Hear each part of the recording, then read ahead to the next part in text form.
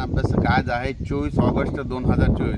कालच आपण 23 तारखेला एक व्हिडिओ टाकला होता उन्हाच्या पाऱ्यामध्ये दुपारा की या ठिकाणी म्हणजे आज इथं म्हणजे कोरडे सूर्यदर्शन झालेले परभणी जिल्ह्यात आणि परभणी जिल्ह्यात खूप पाऊस पडणार आहे, शेतकऱ्याला जीवदान भेटणार आहे. आणि या ठिकाणी म्हणलं होतं की या ठिकाणी उद्या पाणी साचलेलं दिसल. बघा हे शेतामध्ये इतका पाऊस पडलेला आहे आणि हे माझ्या हरभऱ्याचं शेत सगळं पाणी झालेलं आहे. तर या ठिकाणाहून परत एक शेतकऱ्यासाठी अंदाज देत आहे. सर्व शेतकऱ्याला सांगू इच्छितो की राज्यामध्ये आज 24 तारखेपासून म्हणजे 24, 25, 26, 27 तारखेदरम्यान राज्यात आणखीन खूप पाऊस पडणार आहे, शेतामध्ये पाणी साचणार आहे, म्हणून हा अंदाज लक्षात घ्यायचा.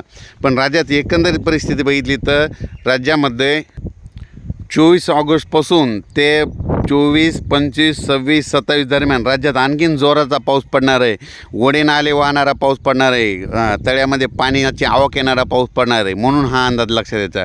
राज्यात इतर परिस्थिती बघितली तर राज्यामध्ये आपण जिल्ह्यावर बघू.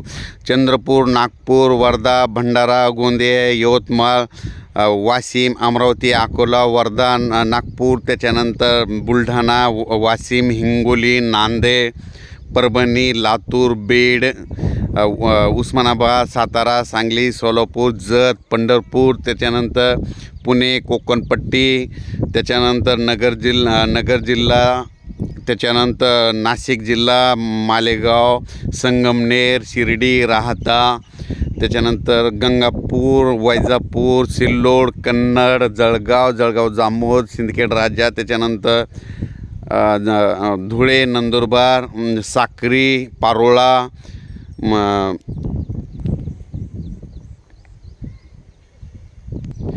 संभाजीनगर, जालना, शिर्डी म्हणजे कोपरगाव, म्हणजे जवळपास आज म्हणजे 24, 25, 26, 27 दरम्यान म्हणजे ह्या 4 दिवसामध्ये पुन्हा आणखीन 2दा पाऊस प्रत्येक ठिकाणी येऊन जाणार आहे, म्हणून हा अंदाज लक्षात द्यायचा.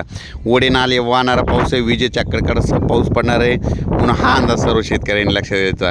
आणि सर्व शेतकऱ्याला सांगू इच्छितो की 28 ऑगस्ट, 29 आणि 30 ऑगस्ट दरम्यान परत हवामान थोडंसं ढगाळ राहणार आहे, सूर्यदर्शन होणार आहे. पण पुन्हा 31 तारखेला परत राज्यामध्ये 31 ऑगस्ट, 1 सप्टेंबर, 2 सप्टेंबर, 3 सप्टेंबर आणि 4 सप्टेंबर दरम्यान परत राज्यात पुन्हा पाऊस येणार आहे, म्हणून हा अंदाज लक्षात घ्यायचा. परत एक सर्व शेतकऱ्याला सांगू इच्छितो की म्हणजे आज म्हणजे सर्व शेतकऱ्यांनी काय करायचं, दुपारनंतर आज काय होणार आहे, दुपारपर्यंत थोडं ऊन येणार आहे आणि ऊन आल्याच्या नंतर लगेचच दुपारच्या नंतर पुन्हा जोराचा पाऊस येणार आहे. असं काळाकुट्ट आभाळ येईल, त्याच्यामध्ये पांढरे एकदम असे ढग दिसते आणि अंधार पडलेला दिसेल आणि त्या ठिकाणी मात्र जोरदार मुसळधार पाऊस पडेल, म्हणून हा अंदाज लक्षात घ्यायचा.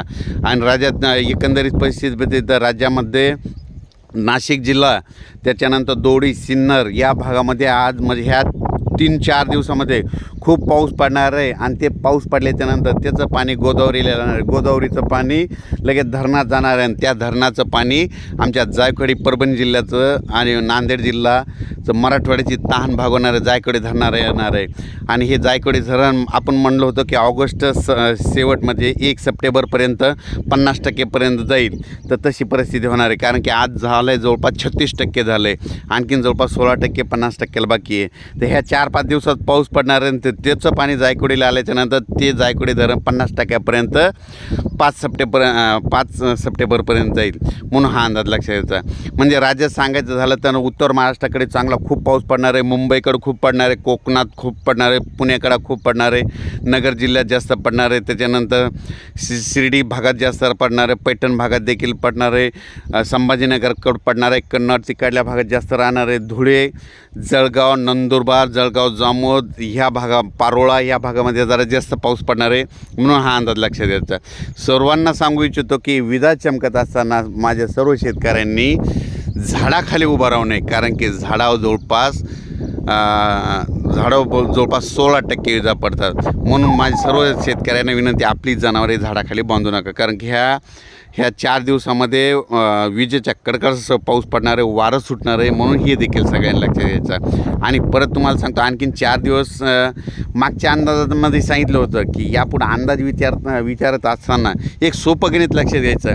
आपलं पीक काढायला आला की लगेच 3 दिवसानं पाऊस येणार. आता तुम्ही बघा ह्या 4-5 दिवसाखाली मुगाचं पीक काढायला आलं तर लगेच पाऊस पाऊस सुरू झाला. आणि याच्यानंतर आणखीन एक ऑब्झर्व करा, आता ह्या 4 ते 5 दिवसांमध्ये 28-29च्या दरम्यान लातूर जिल्हा इकडल्या भागातलं उडीदाचं पीक काढायला येणार आहे. लगेच बघा 2-3 तारखेला लातूर जिल्ह्यामध्ये खूप पाऊस पडतो. म्हणजे आपलं पीक काढायला आलं की 3 दिवसांनी पाऊस येणार, हे निसर्गच शेतकऱ्यांना पाऊस येईलचं लक्षण सांगतो. परत एक सांगायचं झालं तर ज्या वर्षी पाऊस पुरेपूर येतो ना, त्या वर्षी सांगायचं झालं तर जवळपास म्हणजे ज्या वर्षी पुरेपूर पाऊस आल्याच्यानंतर बीड जिल्ह्याला जास्त पाऊस पडतो, लातूर जिल्ह्याला जास्त पडतो, उस्मानाबादला पडतो, साताऱ्याला पडतो, सांगलीला पडतो, जतला पडतो. आणि विशेष म्हणजे नगरला खूप पाऊस पडतो पुरेपूर पाऊस आल्याच्यानंतर. म्हणून आणि यावर्षी देखील पुरेपूरच पाऊस आलेला आहे. म्हणून यावर्षी देखील ह्या 4-5 जिल्ह्यामध्ये चांगला पाऊस पडणार आहे. सगळे त्यांचे तळे देखील भरणार आहे, मांजरा देखील धरण भरणार आहे. म्हणून हे देखील सर्वांनी लक्षात द्यायचं. आणि परत एक सांगतो की काही भागामध्ये काय होणार, आज म्हणजे आजपासून ह्या म्हणजे 24 ऑगस्ट ते 28 ऑगस्ट दरम्यान जास्त पाऊस पडणार आहे, मुसळधार पडणार आहे, काही ठिकाणी अतिवृष्टी होणार आहे. म्हणून काळजी घ्या.